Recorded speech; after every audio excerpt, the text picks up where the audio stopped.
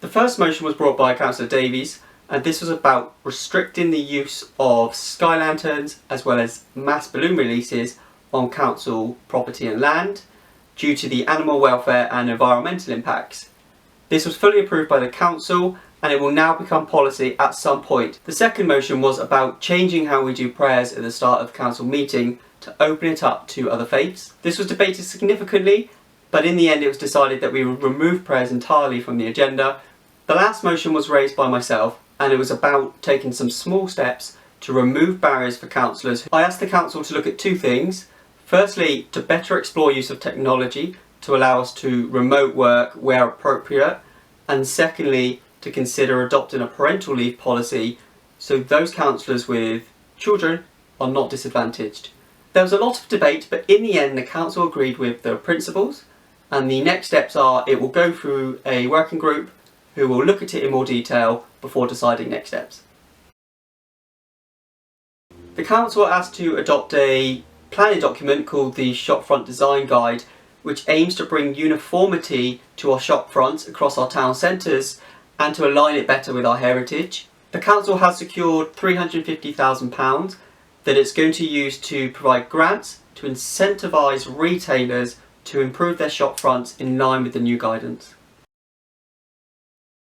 This is a plan aimed at reducing reoffending and stopping first-time offending in young people.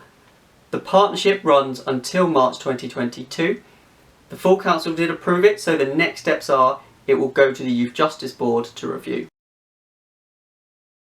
Another item on the agenda was agreeing that North Somerset Council should work in partnership with 6 other local authorities when looking to purchase placements for children in children's homes.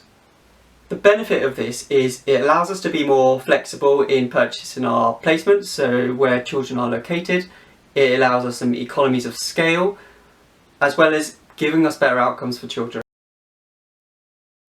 You may remember when the new administration got elected, we agreed to review our governance structures with the aim of being more transparent and more accountable.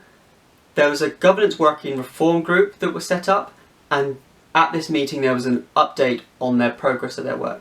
The recommendations from the review group were that the current executive model should remain because committees were too expensive to run at this time. The council and committee meetings should be webcast so everybody can have the opportunity to see what their councillors are doing and how decisions are being made.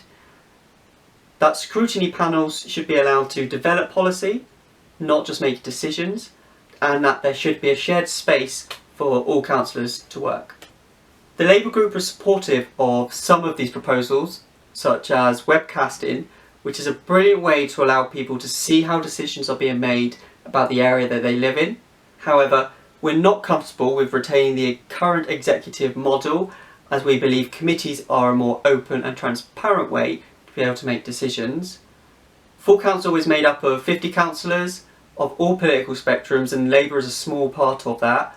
Unfortunately, despite our concerns, the majority of the council approved these recommendations.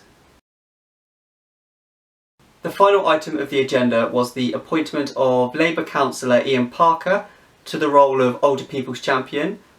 This is a role which is important in our council. It's to ensure that the views and concerns of older people are heard and are taken into account when developing policy.